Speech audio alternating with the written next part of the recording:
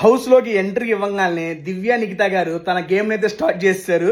ఎప్పుడైతే లవ్ ట్రాక్లు అని చెప్పగానే ముగ్గురు మధ్య ట్రయాంగిల్ ఉంది, అది స్క్వేర్గా మారుతున్నది, మాకే అర్థం కావట్లేదు అనగానే ఏంటో ఇలా చెప్పేశారని నేను అనుకున్నా. బట్ తన ఎపిసోడ్ చివరిలో తన ఎక్స్ప్లెనేషన్ ఇలా చెబితే అసలు వాళ్ళది రియల్ ఎమోషన్సా, నిజంగా ఫుటేజ్ కోసం యాక్టింగ్ చేస్తున్నారా అని చెప్పి తెలిసిపోతాను. ఏదైతే ఒక స్మార్ట్ మూవ్ చేశారో అది నెక్స్ట్ లెవెల్. వచ్చిన 1 వీక్ 2 వీక్స్కి ఇలాంటి జెన్యున్ బాండ్స్ ఫాలో అవుతాయలేవు అని చెప్పి ఆవిడ తెలుసుకోవాలనుకుంది. అండ్ ఆవిడ తెలుసుకోవడంతో పాటు మనకు కూడా తెలియజేయాలనుకుంది ఆడియన్స్తో.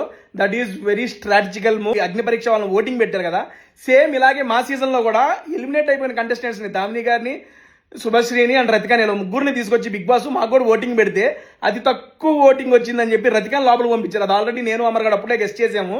అండ్ సేమ్ అదే రిపీట్ అయింది ఇక్కడ కూడా. ఎవరికైతే తక్కువ ఓట్లు వస్తాయో వాళ్ళని పంపిస్తానని చెప్పి బిగ్ బాస్ దివ్యానికి గారిని లోపలికి పంపించడం, అది కూడా గేమ్ కి చాలా బాగా యూజ్ అవుతుందని నా యొక్క ఎక్స్పెక్టేషన్. రాముకి తనుజ గొడవైంది కదా, వాళ్ళిద్దరు గొడవలో ఎవరు తప్పు అనిపించింది మీరైతే కామెంట్ చేయండి. రాము బ్రో ఏదైతే చెప్పాలనుకుంటున్నాడో అది డైరెక్ట్ గా చెప్పలేకపోయాడేమో, డైరెక్ట్ గా చెప్పలేకపోవడం వల్ల వచ్చిన గొడవ అనేది నేను అనుకుంటున్నా. అండ్ సంజన గారు ఏంటబ్బా ప్రతిరోజు సిగరెట్లు తాగటం, కాఫీ పౌడర్ ఏదో ఒకటి దాస్తానే ఉన్నారు. అండ్ ఒకనొక టైంలో చూసే వాళ్ళకి బాగానే ఉంటుంది, కానీ ఆ ఇంట్లో వాళ్ళకి చాలా ట్రిగర్ అయింది. చాలా చాలా పెద్ద గొడవలు కూడా అవుతాయి దీని మీద ఫ్యూచర్లో అని చెప్పేది నాకు అనిపిస్తుంది. అండ్ దివ్యానిఖిత గారు ఇంట్లోకి రావడం ఎంతమందికి ఎస్ ఆవిడ కరెక్ట్ పర్సన్ అనిపించింది, లేదా ఇంకెవరైనా రావాల్సిందని అనుకుంటున్నారా? మీరైతే కింద కామెంట్స్లో తెలియజేయండి.